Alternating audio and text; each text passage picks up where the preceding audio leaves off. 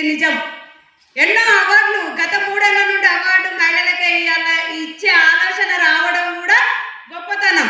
ఎందుకు ఎంతో మంది లీడర్ల దగ్గర పనిచేస్తాము. ఇప్పుడు అందరం ఇక్కడ ఉన్న వాళ్ళం చిన్న చిన్న నుండి పెద్ద స్థాయి లీడర్ల వరకు వచ్చిన వాళ్ళని. అప్పుడు మనల్ని ఏం చేస్తారు, లీడర్ దగ్గర పోతే వాళ్ళకి 10 కూర్చో మగవాళ్ళకు ఉంటుంది, ఆడలకు కూర్చేయరు అక్కడ. అవునా కదా? మనం నిలబడాలా, వాళ్ళు మొగలు మాట్లాడుకుంటారు. వీడియో రాని పేపర్ రాని మనల్ని ఎవరు గుర్తించారు.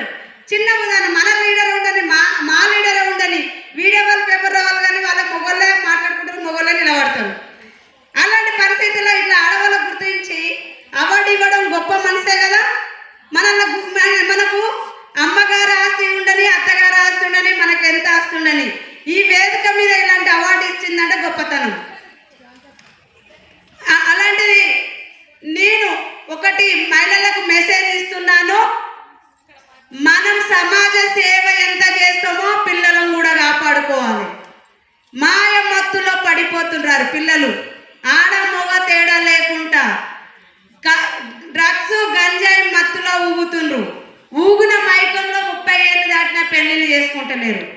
మనం ఇల్లు చక్కదిద్దుకోవాలి, సమాజానికి బుద్ధి చెప్పాలంటే మహిళలను గట్టి అడుగు ముందేయాలి.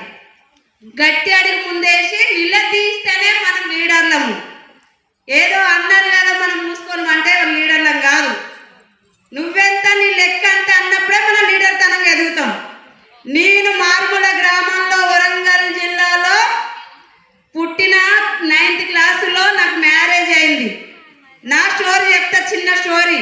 చెప్పడం గొప్ప కాదు, ఆదర్శంగా తీసుకోవాలి, మనం కథగా చెప్పుకోవాలి.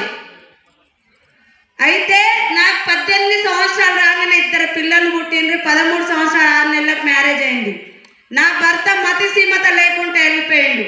హైదరాబాద్ నగరం నాకేం తెలియదు, భయపడ్డా. ఎలా బ్రతకాలి సమాజం, మనం ఒక వరంగల్ జిల్లాలో 6 కిలోమీటర్లో పుట్టిన ఆడపిల్లలం ఎట్లుంటాం. అలాంటి భయంలో మా అమ్మ నాన్న వచ్చి నన్ను ఇంటికి తీసుకెళ్ళి మేము ఉంచుకుంటాను, ఈ పిల్లలు నేను చదివితే లేదని నాన్న నేను ఓడిపోను, నా భర్త వచ్చిన రాకుండా నేను గెలుస్తా అని నిలబడిన తర్వాత నా 2 స్కూల్కి పోతుంటే వేటాడిన కుక్కలు నేల